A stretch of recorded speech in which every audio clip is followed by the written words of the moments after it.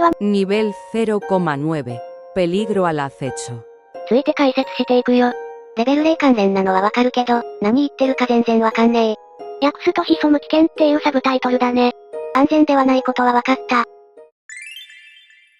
まずは部屋の外観。ニベル 0.9 は、レベル0と似たような雰囲気があるんだけど、質感がかなり異なっているんだ。カーペットじゃなくてタイルか？次に、ニベル 0.9 について説明するよ。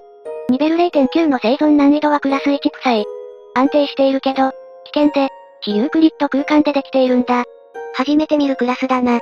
ちなみに、もともとこの空間はニベル1として扱われてきたんだけど、ある日突然空間の特徴が変化し、今の空間に落ち着いたんだ。でも、ニベルの数値は変わってもなぜかサブタイトルは変わらずなんだよね。なぜサブタイトルだけ引き継いだ？次に、ニベル 0.9 の特徴について説明するよ。ニベル 0.9 は、床がカーペットだけでなく、舗装されたコンクリートや敷き詰められた白とピンクのタイルの時もあって、カーペットに至っては様々な色があるんだ。レベル0より見栄え良さそう。壁もレベル0のような壁紙だけでなく、コンクリートや白いレンガでできていたり、壁紙は鮮やかさがなく、擦り切れていたり異なる模様が施されていることもあるんだ。壁は若干地味っぽい？ちなみに、一部の場所では床と壁が調和された空間があるんだけど、なぜこの空間があるのかはわからないんだ。ちょっとおしゃれに見せようとしたのかな。ニベル 0.9 内の空間は大小様々なんだけど、空間内の照明が小さいことや消えていることが多いため、広い空間だと全体的に暗くなりがちなんだ。そこからスマイラーとか湧いてきそうだな。空間内の天井はコルク材でできていて、蛍光灯が不規則に配置されているんだ。この要素はレベル0に似ているな。そして、ニベル0とは違い空間内にはドアがあって、白く塗られた木製のドアか、金属とガラスでできたドアがあって、金属とガラスでできたドアはとてもレアなんだ。ドアがあるってことは、空間が仕切られているってことだよな。まさしくその通りで、これらのドアは次に説明するエリアの境目として存在するんだ。まずは白いレンガエリア。このエリアは、空間の特徴がニベル1に似ていて、灰色の床には、油のシミが見られるんだけど、車や駐車場などはなく、壁は白く塗られたレンガでできていて、床に白い塗料が滴り落ちていることが多く、塗料の強い匂いが漂っているんだ。ってことは、ここからレベル1に行けたりして。一方、天井はコルク製ではなくコンクリートでできていて、コンセントなどの電力設備は一切なく、唯一消火器だけごく稀に設置されていることがあるんだ。サバイバル生活は難しそうだな。次に、階層エリア。このエリアは、最初に訪れた場所からかなり遠く、壁はレベル0の色合いだけどコンクリート製で、床は青みがかった灰色のカーペットでできているんだけど、湿り気や匂いはないんだ。もはや別空間だな。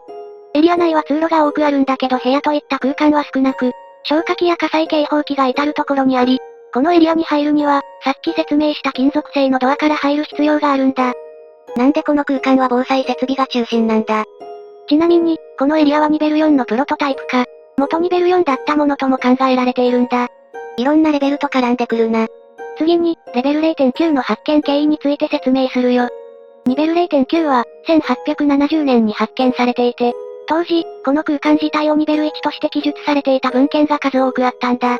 そんな昔からあったのか。でも、1940年にこの空間が消失し、その代わり現在のニベル1が出現し、当時のニベル 0.9 は消失したままになっていたんだ。巻き込まれた人とかいそうだな。奇跡的に、その時に失踪者は一人も出なかったんだよね。奇跡すぎる。そして1990年、MEG による空間変化の調査が終了し、ニベル 0.9 は、正式的にニベル0のサブレベルとなり、バックルームズ内は絶えず変化していることを裏付ける証拠ともなったんだ。MEG の仕事が早い。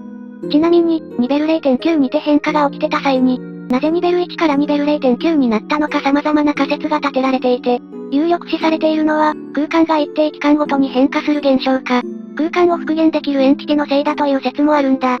前者はどっかで聞いたことあるな。最後に、ニベル 0.9 の入り方や、次のレベルの生き方について説明するよ。